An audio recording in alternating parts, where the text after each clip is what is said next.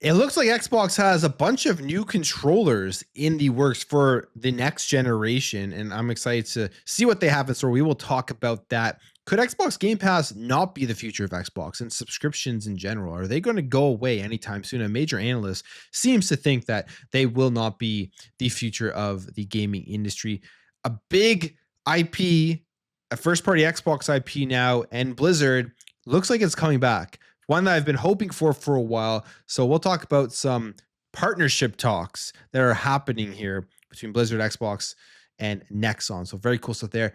We have many other things as well on top of that to talk about, many game information like Star Wars Eclipse, a new trailer coming for Mafia the Old Country. Lots of things to go over in today's show. But before we continue, if you do enjoy daily gaming news content every single day, 8 a.m., latest update on everything in gaming and just general gaming discussion, make sure to hit the subscribe, like the video, share the video. But for now, let's jump into it.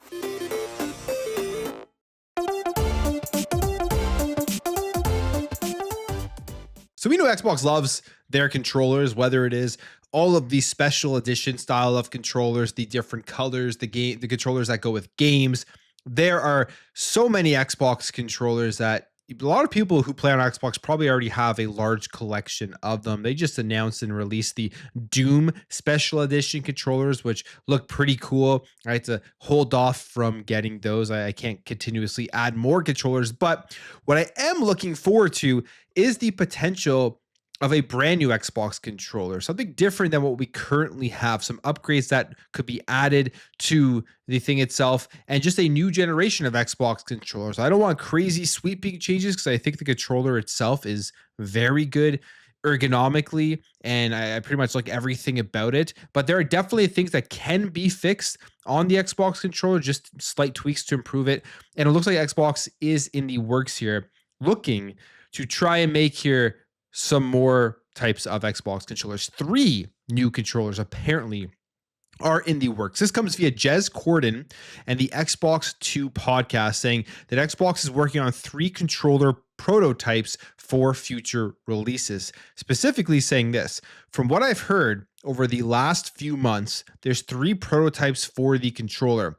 From what I can tell, one of them is sort of like a basic, cheaper controller, like the standard one we have now, with some next gen enhancements, whatever those are. I'm thinking maybe they add in haptics or something along those lines. They just upgrade the rumble or something, but still gives you all the same features you currently have on the Xbox controller. The next one here says it would be a mid-range style controller, as well as an elite, a proper Elite Series 3. I wonder exactly what the mid-range one would be. Would it be kind of like the Elite Core controllers that they had put out with just less features with it, or just less things that come in the box with it? He says here he doesn't have the full features of the controllers, but he does believe the high-end controller will have a direct to cloud Wi-Fi connection that allows connection via Wi-Fi instead of Bluetooth. And the goal here is to eliminate any lag that comes from Bluetooth connections, adding that it will switch to the controller between the cloud and the PC and console mode. And as far as an announcement for these new controllers, he has no idea when it's going to happen, but he says he thinks it could be announced next year or alongside the next gen Xbox. But he also wanted to be clear here that he didn't believe he had enough info on the possible features, pricing, and release date of the controllers to run a full report. So there you have it. 3 new controllers, a regular Xbox controller, a mid-range, and then an Elite Series 3, basically, that will have connect to the cloud features with Wi-Fi connection, which I think is very smart, especially with how cloud is growing. If you can do anything here to reduce latency, you absolutely do that. If your Xbox has cloud gaming, Game Pass Ultimate is one of your biggest selling features going forward for the ecosystem. So cool stuff there. Not shocking. I think with the next gen Xbox, there will be a new controller of some sort. I mean, even with the Xbox Series X and S, we did get a new controller from the Xbox One, but it was basically the exact same, small tweaks in ergonomics, and then a small upgrade that was actually very useful, which was the share button that was added onto it. So we will see. I don't think Xbox needs to do anything crazy with their new controllers, but they can make improvements. They can bring in things like haptic feedback, which I think is a very nice feature to increase immersion on the controller itself, where you can really feel things as you are playing through. The other thing they absolutely need to fix, because this is still a major issue, it's kind of mind-boggling how Xbox hasn't gotten this under control yet. I wonder if we're going to see these same issues with the Doom Elite Series 2, is quality control. Like the RB button on some of these Elite controllers still break, and they still break frequently, or they become sticky frequently. They can be fixed, but it's extremely annoying and should not be something that is still occurring when you're paying that much for a controller. So hopefully with the Elite Series 3, that's completely gone. They have a new manufacturing process, and that's not something that has to be worried about. That alone, I think, will be a nice upgrade. But I am looking forward to see what they do have in store, and I wonder if it will be a bigger change going from the Xbox Series X and S, to the next Xbox versus what we saw from the Xbox One to the Xbox Series consoles. All right, let's talk subscription services and the future of gaming. I think Game Pass is going to be around for a very long time. It's continuously getting better, and there have been zero signs that Xbox is trying to pull back on this. In fact, there's more content coming, and we're really seeing how much content Xbox is dropping into the service day one in these last couple of months. So I don't think it's going anywhere, but will it be the main thing and the main targets that companies take on for the future of gaming? Matt Piscatella does not seem to think that will be the case. And this all has to do basically with the recent sales result, with things like Indiana Jones as well as PlayStation Plus, and then pulling games out. He says this: US spending on video game subscriptions have been basically flat for years following the 2020-2021 growth, only boost by 12% in Q4 thanks to the Call of Duty going to Game Pass. Subscriptions certainly are not the future of gaming, although they can continue to be part of it. And he's quote tweeting an article here specifically talking about those 22 games that are being pulled from the PlayStation Plus library, and included in those 22 games are first party PlayStation games, which to me, as somebody who was pretty high on PlayStation Plus over the last number of months, I think they've been bringing in a lot of content. Seemed like a very bad move, as they were increasing their value, and then all of a sudden they're going to reduce value by taking things out that I feel like doesn't really cost them that much to keep in the service, because they are their first party games that they could just keep in there, and you're playing a lot of it through the cloud, all that type of stuff. So not sure why they would remove those types of games, but Matt Piscatella does not seem to think that subscription is the future because of the slow growth. And he also mentions in there, which a lot of people just kind of are ignoring, is that they are going to continue, or they can continue to be a part of the future, which I think they absolutely will be. But will they be the main thing here that companies do focus on? That is the biggest question. I think for Xbox, it seems like it is. Maybe it won't be for PlayStation. Maybe they were leaning more in that direction, but they're switching course again, and they're going to never put their first party games into PlayStation Plus. I do still have a feeling at some point that they're going to be putting their first party games day one on something else, like probably PC. But we will end up seeing here what happens in the future. I think with Xbox, the other thing that is really big for them with the subscription, of course, is the Play Anywhere stuff. Like, it's not just about signing up on your Xbox to a Game Pass and then access a bunch of games.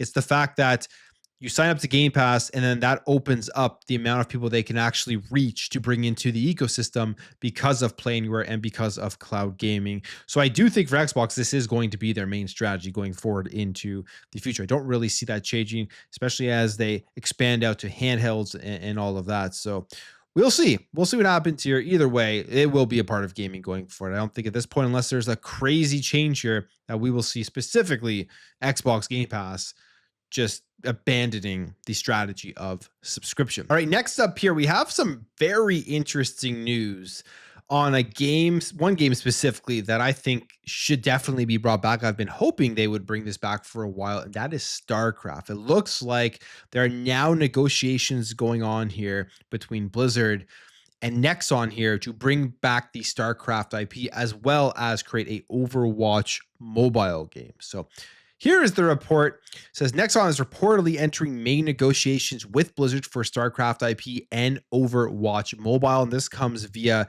the Korean publication MTN via Games Radar Plus, revealing that NCSoft, Nexon, Netmarble, and Krafton were all competing to partner with Blizzard to develop a new title based on the StarCraft IP.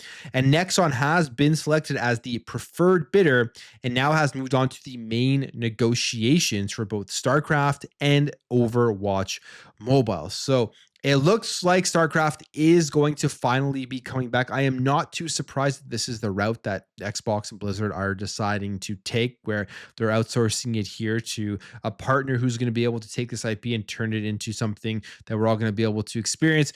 Console, PC, mainline game is kind of what I'm thinking here. Maybe there will be spin-offs as well with StarCraft, and then of course the Overwatch mobile thing here to get more people jumping in and playing. The thing here with StarCraft, they are saying, which I think is the key that will make sure that StarCraft is going to be a full-fledged game. I hope they don't go lean onto the whole mobile side thing. If they're making Overwatch mobile, hope the next StarCraft game they make isn't going to be mobile. I hope it's going to be brand new for the main platforms. But they say here there's no restrictions on the genre or content type for the StarCraft IP. So they can do whatever they want with it. They could go back and make a StarCraft Go style of game, make a third person action adventure game in the universe itself. And I wonder if that's kind of something they would think about doing, or if they would just want to stick to the RTS style of game and just build a brand new one into the series, which I think would be very smart to do. People would absolutely go crazy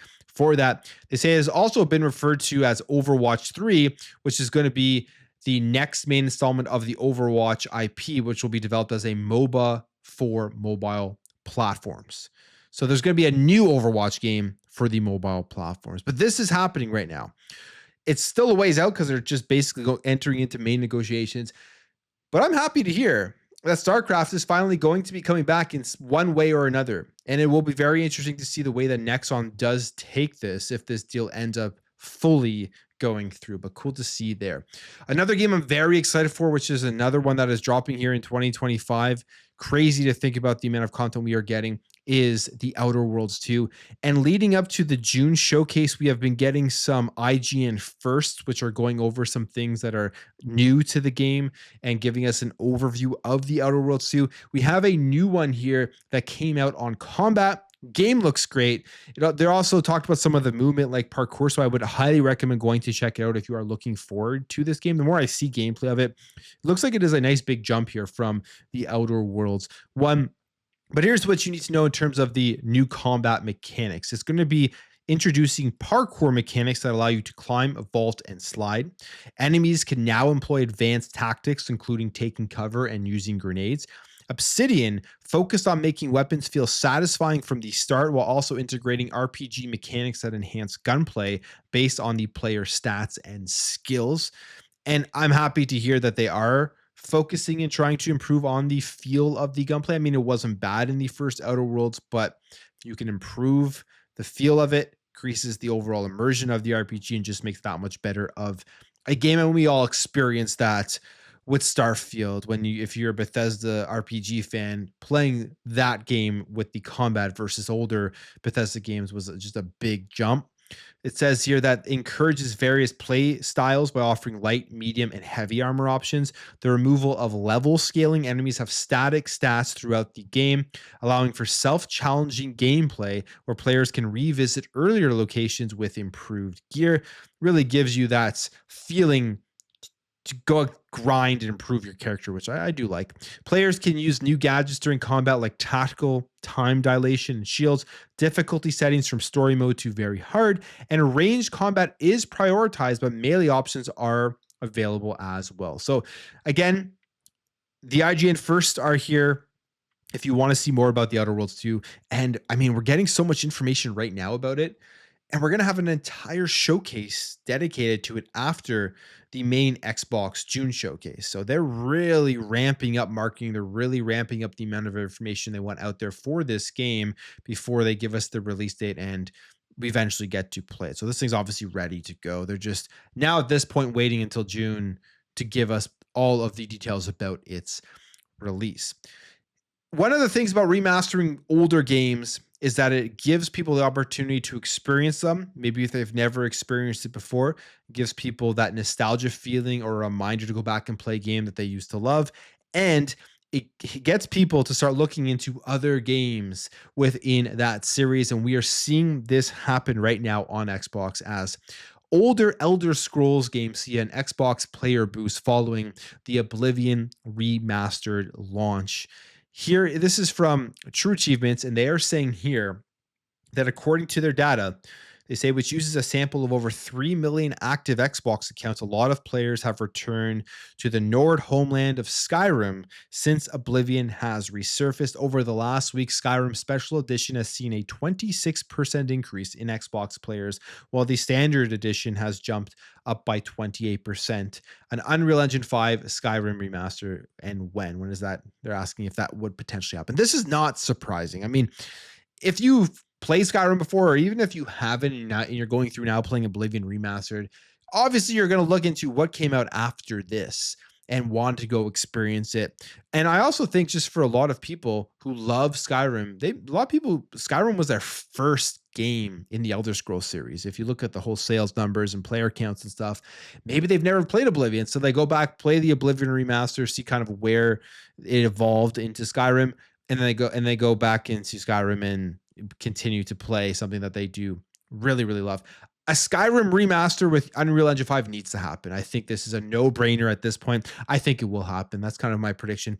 Not this year, not next year, but I think they're going to do this because people still buy and play Skyrim on pretty much everything. But an Unreal Engine 5 remaster would be insane. And if you think Oblivion was a big launch with a shadow drop, imagine they did that with Skyrim. I think it would be triple the size of excitement and the amount of people jumping in right away because it's just overall a more popular game.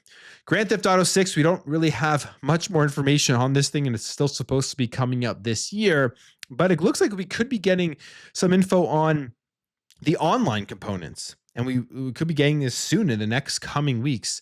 Insider Gaming's Tom Anderson saying, speaking of stories and GTA 6, I do have like a well-researched story coming out in the next couple of weeks about GTA 6 and the online component. So we could be getting some more information here from Insider Gaming as to what we can expect from this online component. And that will be exciting. Anything that comes out GTA 6 related, people go crazy for. This whole lead up to this game is wild because they're really holding their cards close to their chest. We've only seen, I think, one game stamp their spot down here in fall. So from the last quarter, September to December, that is Ghost of Yote on October 2nd. Maybe PlayStation knows a little bit more than other people about when Grand Theft Auto 6 is releasing for them to go out there and take that date. I don't think it's going to be anywhere near the GTA 6 release date, but hopefully this story is interesting and this is the beginning of getting more info as to what we can expect for GTA 6 before it does release at the end of this year. All right, a couple of more things here. Star Wars Eclipse is an upcoming Star Wars game that we really don't know very much about. But there is some concept art here that has been leaked, which is giving people a glimpse of the game's characters. So I think this one is going to be pretty cool. I am excited to see more, but we just really haven't seen anything. They say the images which have been making the rounds the past 24 hours originate from an artist who posted concept art to their portfolio, but it has now since been removed. And what we know here is that 13 images were found in total, which show 3 different species in the Star Wars universe. The Zenzians, the Rhodians, and the Gungans.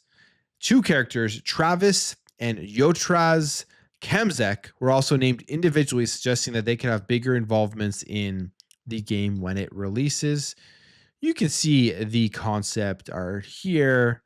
And I mean, it's nothing too different. We've seen these characters, these styles of characters before in the Star Wars universe, but kind of what they are going for. I think it looks cool. I mean, I would love to see a Star Wars game with all of these different characters in it. And specifically, of course, this is Quantic Dream that is making this game, but they haven't confirmed any details of Star Wars Eclipse. In fact, the only times where we've heard official information was from 2021's Game Awards, where the game was officially revealed. And it is described as a new action-adventure, multiple character branching narrative game set in the High Republic era of the iconic Star Wars galaxy. That is all we know. And all, as well as Quantum Dream is going to be behind it. So we'll see more about this game hopefully soon. Maybe Summer Games Fest, you never know. Elden Ring, they have top tier 30 million sales after 3 years, which is pretty crazy. This is one of the most popular games that we've got in this generation, and obviously well deserved. It won Game of the Year in 2022. And they say here that they have put out this post and says, thank you to 30 million Tarnish, which is just a huge sales number for this game, and a game that I think really introduced a lot of people into the Souls games. It was probably a lot of people's first, and they fell in love with it, and then they became fans and probably went and tried out other ones. So good for them, good for From Software. They continue to just release awesome games. And finally, Mafia, another game that is coming out this year, Mafia the Old Country. The official gameplay trailer, if you want to see more about this, will be on May 8th at 11 a.m. Eastern Standard Time, followed by a PAX East panel at 2 p.m. Eastern Standard Time. So we're going to get more information on this.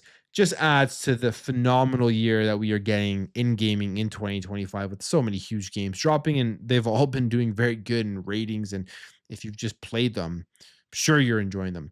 I'm going to end the video there. If you did enjoy this video, hit that thumbs up. If you are new here, hit that subscribe, and I will catch you guys in the next video.